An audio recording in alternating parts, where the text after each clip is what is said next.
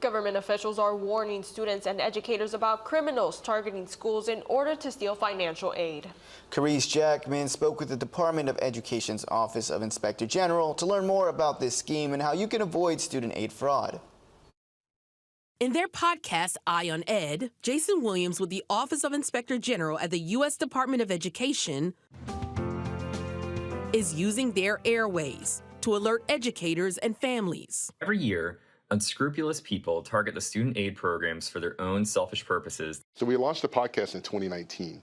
And so since then, we've had a number of different episodes covering anything from student loan scams to some of the really important audit work that we've done in the education space. In this episode, he's addressing a growing problem nationwide, the rise of student aid fraud rings. Student fraud rings happen when groups of criminals looking to exploit distance learning programs try to get their hands on federal student aid. What we see is people are actually focusing on trying to prevent this fraud, but they're doing it through identity theft.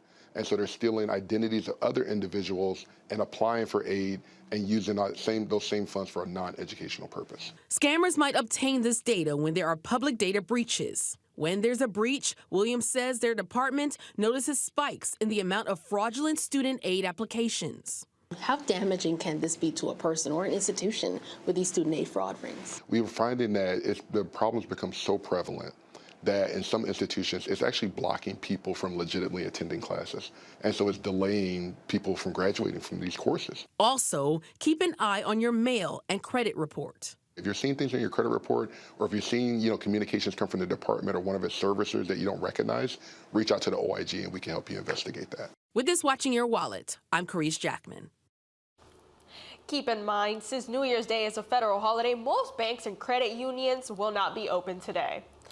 Most banks offer online banking, so you can deposit checks digitally through your phone. If you need to send off any mail, wait until tomorrow. The United States Postal Service is not open today, so no mail will be sent or delivered.